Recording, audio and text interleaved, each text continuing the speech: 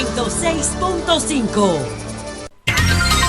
Bien, señores, continuamos con los comentarios. Ahora a las 8:30 de la mañana vamos inmediatamente con José La Luz. Buenos días, José, adelante.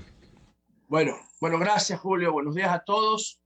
Buenos días a la audiencia local e internacional. Saludos a mis compañeros y compañeras en cabina. Bueno, brevemente decir que algo extraño, no recuerdo haberlo visto antes. Si lo pasó antes, me gustaría verlo. El Ministerio de Trabajo aclara que el único día no laborable es el Viernes Santo, que entonces el jueves, sabes que Jesús simbólicamente muere a las 10 de la mañana. Y maravillosa la historia de Jesús, siempre uno aprende, siempre tú la ves 200 veces y aprendes. Si la iglesia asumiera a ese Jesús, fuera el aspiracional de todos los jóvenes, de todas las mujeres, de todos los viejos, de todo el mundo. Jesús fuera el imperio romano de la iglesia, es el cristianismo, ese es Jesús, es el que tienen que asumir. Entonces, a las 10 de la mañana, la muerte simbólica de Jesús, como que las actividades suelen paralizarse.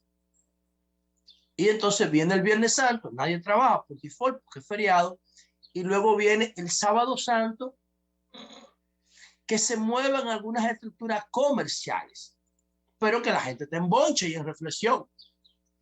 El Ministerio de Trabajo aclara que no, que el sábado se trabaja. Eso es importante porque eso mismo deberá ser el Ministerio de Educación en materia educativa. Ahora tenemos un año accidentado, pero en condiciones normales se pierden 7 días laborales por la Semana Santa. Se pierde el Viernes de Dolores, no hay clase. Yo no sé por qué diablo no hay clase. Se pierden los 5 días de lunes a viernes de la Semana Santa y se pierde el lunes posterior a la Semana Santa porque hay una resaca escolar, una resaca de vacaciones. Se pierden 7 días. Yo estaba haciendo cálculos generales y ustedes saben cuánto cuesta un día escolar. Un día escolar cuesta aproximadamente 1.000 millones de pesos. 1.000 millones de pesos, tomando en cuenta el calendario escolar con el presupuesto educativo del 4%. 1.000 millones. Cada vez que se pierde un día de clase, por lo que sea, se pierden 1.000 millones de pesos. Ojo, ojo con este dato. Entonces, una Semana Santa en materia educativa le cuesta a la sociedad dominicana 7.000 millones de pesos. Y cuidado. Y yo no veo sentido para que eso sea así. Por eso veo tanta potencialidad en la educación virtual, porque con la educación virtual no se pierde clases, porque cada quien tendría su propio programa educativo y tiene que llenar los requerimientos del sistema, sea hoy, sea mañana, sea sábado, sea domingo, sea de noche, sea de tarde. No importa, esté en la montaña o en la playa, no importa, usted puede ir por donde usted quiera, pero tiene que llenar los requerimientos del sistema, porque si no, no pasa de grado y punto. Y así no se pierde el dinero. Por eso es que digo que la educación virtual es una de las grandes cosas que nos va a dejar el coronavirus, porque eso nadie lo planificó, eso nadie lo pensó, porque los políticos dominicanos no creen en la tecnología y no apuestan a ella porque no la pueden controlar. Entonces es la maravilla de la educación virtual, que si tuviésemos educación virtual de verdad, nativa, educación virtual nativa, no poner contenido por la televisión. Eso no es educación virtual. Eso existe de los años 60. Educación virtual es producir contenido virtuales para la educación virtual. Y ahí hay un paquete de plataformas, pero quien nos está dando en la madre con la educación a distancia, virtual, lo que sea, son esas plataformas como Classroom de Google o Khan Academy. Y el gobierno debería explorarla. Por otro lado, el tema de la gobernadora Nelcy Cruz y las lamentables palabras de su madre. Ella, como leía anteriormente, pidió disculpas, ¿no? Parece que la orientaron del palacio y no sé, ella es hermana del pelotero Nelson Cruz. Me comentaba alguien en mis redes ayer. Sí, sí, se llaman igual Nelson y Nelson Cruz. Bueno, eso le da alguna especie de independencia para poder hablar así tanto a la madre como a ella, porque Nelson Cruz tiene mucho power económico. Pero en términos políticos eso es incorrecto. Y es incorrecto por varias cosas que voy a decir más adelante. Sin embargo, yo no sé qué pasa en Montecristi. Amo Montecristi. Cuando tengo la oportunidad voy. No voy más porque hay demasiado policía agotado antes de llegar a Montecristi. Y eso me desespera. Eso afecta el turismo local de Montecristi, que usted tenga que cruzar casi 20 policías acostados antes de llegar a Montecristi. Eso no puede ser. Yo no sé a quién diablos le ocurrió esa vaina, pero honestamente no me gusta por eso. Pero Montecristi es maravilloso, maravilloso Montecristi. Saludos a todas las personas de Montecristi, a mis compañeras y compañeros de partido y a las personas que siguen nuestro programa en Montecristi. ¿Qué es lo que pasa? Yo no sé qué pasa en Montecristi, pero yo recuerdo cuando yo estaba empezando mi carrera, estaba haciendo Pinino en Vanguardia del Pueblo. El gobernador que nombró Hipólito en Montecristi, oigan este dato, señores, que a mí nunca se me va a olvidar por lo rudimentaria de la imagen, por lo draconiano del ejemplo. A mí nunca se me va a olvidar. Creo que eso fue una de las primeras experiencias periodísticas que yo creo que escribí, no recuerdo. Pero ese ejemplo, yo sé que lo trabajé. En Montecristi había el gobernador que nombró Hipólito Mejía. Salía a buscar los PLDistas y los reformistas de Montecristi con un bate. Con un bate. Búsquenlo. Averigüen allá en Montecristi y pregunten cómo se llamaba. Yo no sé de eso. Yo nada más recuerdo esa imagen. Con un bate de béisbol para sacarlo de las instituciones. Cuando el PLD pierde en el año 2000. En el año 2000 los PLD, perdimos en el año 2000, llegamos en el 96. Cuando los PLDistas llegaron al poder en el 96, eran como 15,000. La mayoría eran de los reformistas que ayudaron al PLD a ganar. Todavía el PLD no había crecido. Entonces, ese gobernador en Montecristi salía a buscarlo con un bate para sacarlo.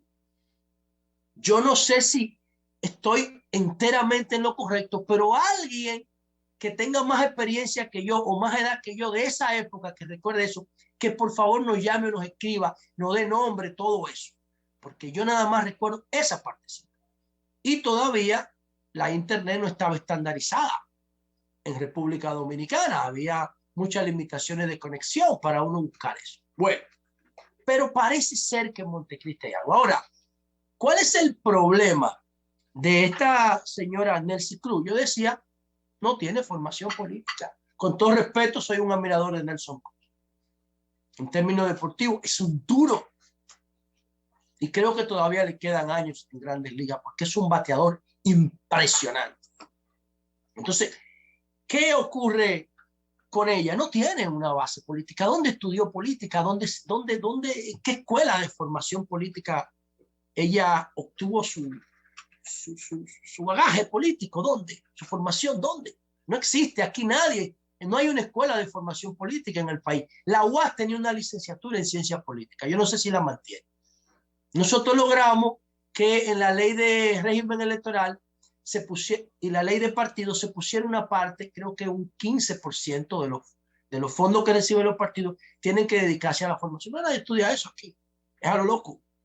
Entonces, ¿qué ocurre? Ella no sabe que la base de sustentación del gobierno de Luis Abinader no depende de la plataforma política nada más. José, solamente para informarte que sí, la UAS mantiene su escuela de ciencia política. De hecho, es la segunda escuela de la Facultad de Ciencias Jurídicas, que solamente tiene dos escuelas, la jurídica y la política. Pero tú me puedes, por ejemplo, yo puedo tener acceso de los últimos 500 licenciados en ciencia política que se graduaron en el país. Sí, claro. Bueno, es una información pública. Consíguemela, por favor. Oye, ¿por qué? Pero 500 no sé. 500, José, no sé, porque no son tantos los que... Es una carrera de muy poca demanda. Sí, son muy pocos. Parecida, José, aquí los políticos son... a la agronomía, a la enfermería, No, la agronomía no. que son carreras con demanda, lamentablemente, con demanda muy limitada. Pero además la UAS, eso debería... un poco apegada a su servicio, a su rol social, las mantiene, no obstante la baja matrícula. Sí, y ahí también ha faltado una estrategia de mercadeo. Claro, eso debería estimularse. Yo una vez, Martín Montilla, el doctor Martín Montilla, mi amigo, hermano, saludos para él, es trumpista, pero lo quiero entrañablemente.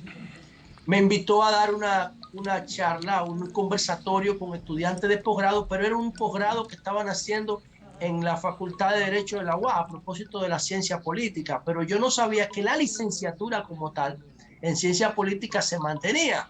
Sí. Entonces, aquí eso es una excepción, porque los políticos, tradicionalmente los políticos, no estudian eso.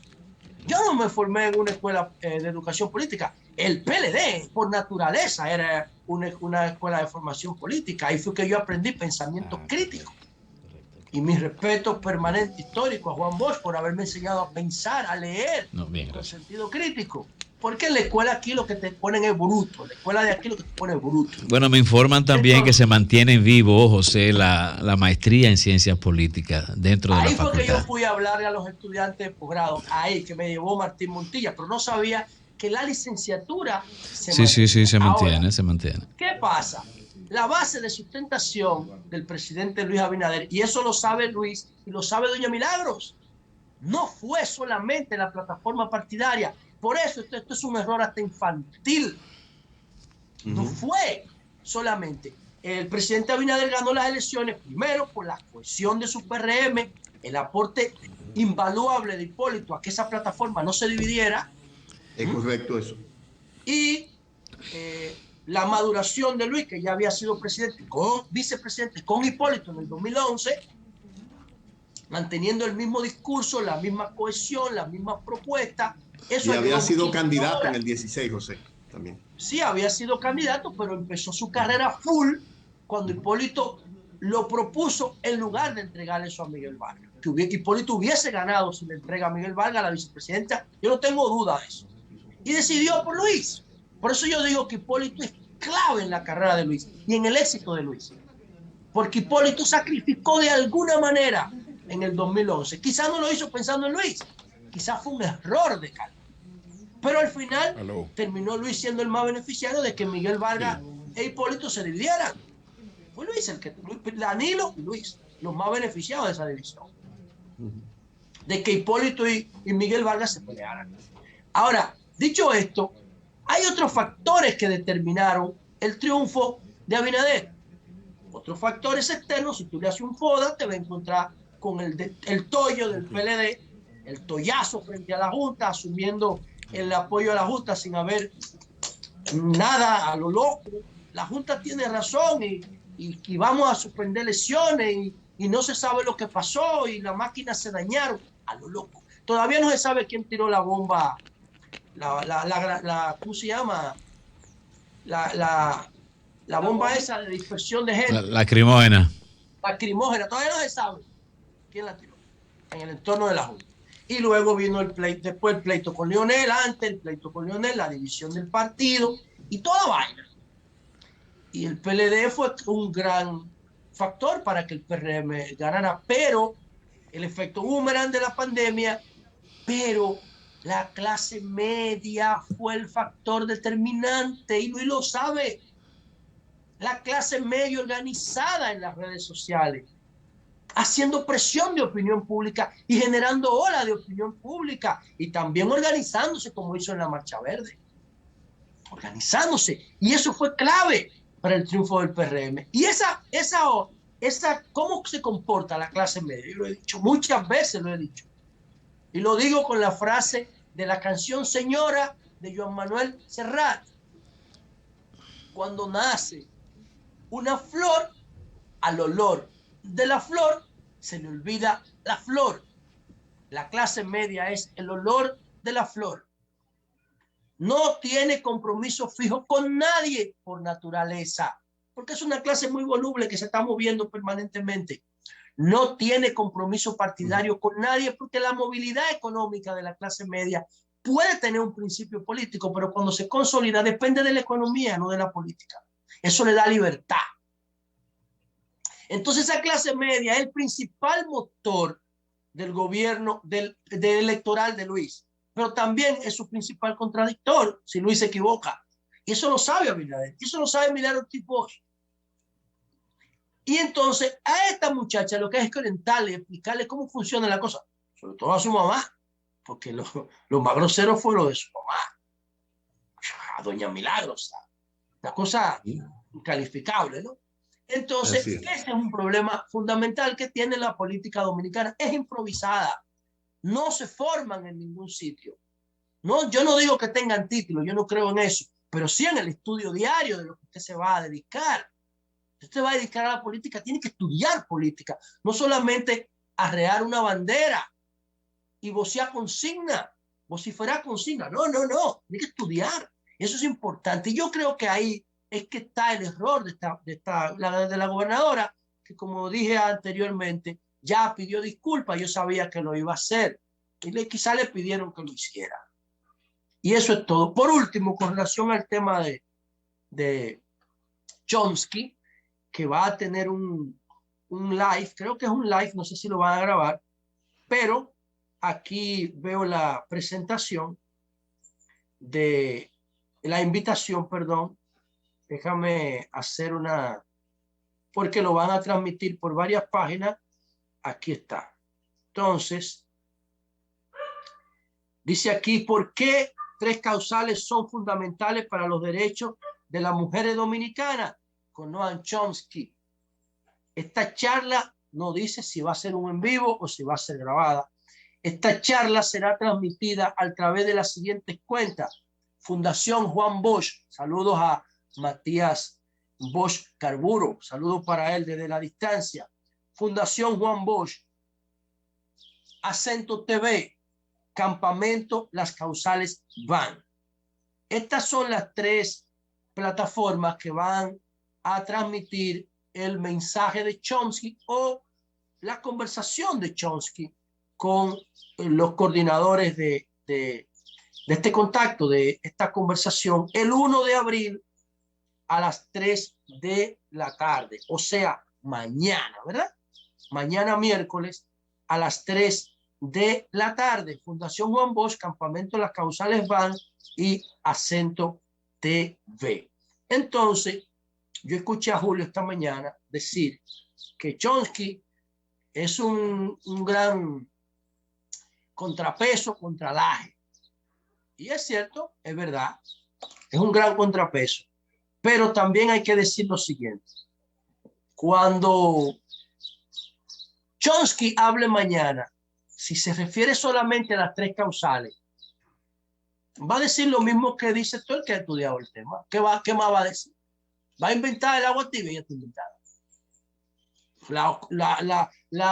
La Organización Internacional de Ginecología y Obstetricia apoya el código de la UNESCO sobre el proceso de formación de un embarazo. Primero se fecunda, luego empieza a caminar por la trompa de Falopio hasta que logra la anidación en el útero, y cuando se funde con el útero comienza el desarrollo de un embrión, y la ONU lo define hasta la semana 9, entre 9 y 12, y después de ahí se convierte en un feto. Y después de la semana 22 dice la ONU que a una extracción no se le puede llamar aborto, es parto. La ONU dice claramente que después de la semana 22 es parto, no es aborto, porque a partir de la semana 22 puede ser viable sin la necesidad de la madre. Eso está escrito. ¿Qué es lo que van a traer? ¿Qué es lo que van a decir Chomsky? Lo mismo.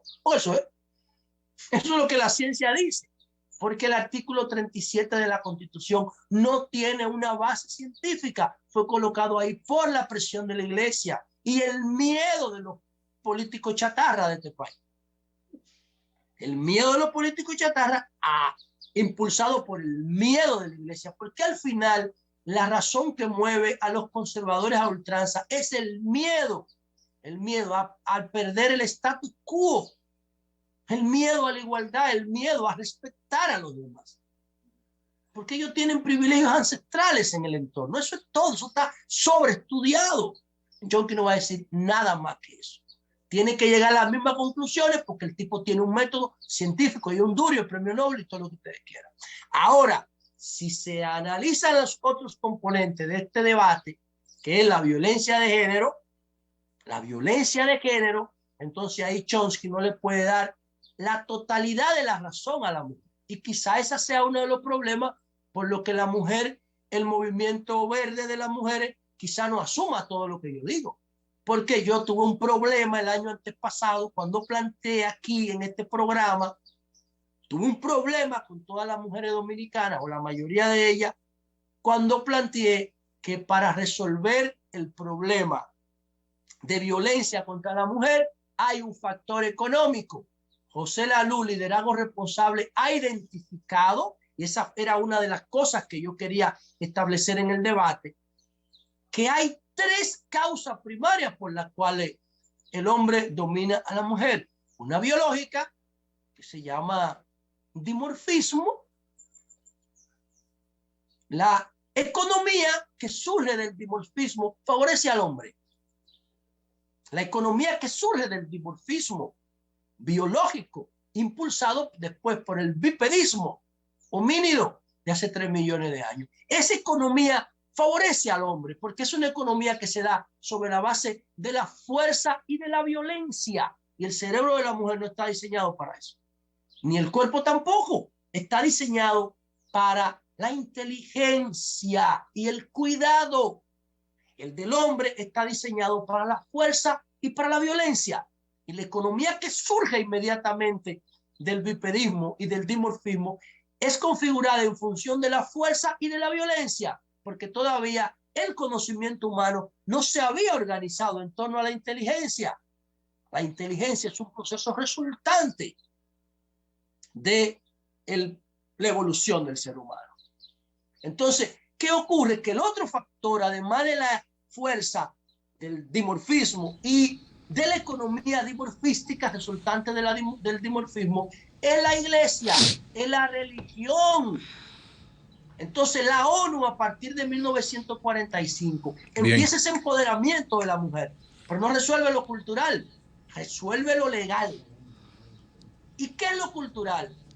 Que cuando la mujer da luz en la selva, el hombre es el proveedor. Y en ese proceso de darle lo que necesita ella y lo que necesita la criatura, la mujer después de luz y Australopithecus no pare un animal. La mujer después del bipedismo da a luz a un ser humano social que no puede valerse por sí mismo y tiene que cuidarlo hasta los 8 años. Si tú pones un niño de menos de 8 años en una selva, se muere. Y si lo pones acabado de nacer, no dura 6 horas vivo. Se lo comen las hormigas. Es incapaz de valerse. ¿Por qué? Porque por el bipedismo la mujer lo da a luz antes de tiempo para que pueda pasar por el canal de parto. Me explico y con esto quiero terminar.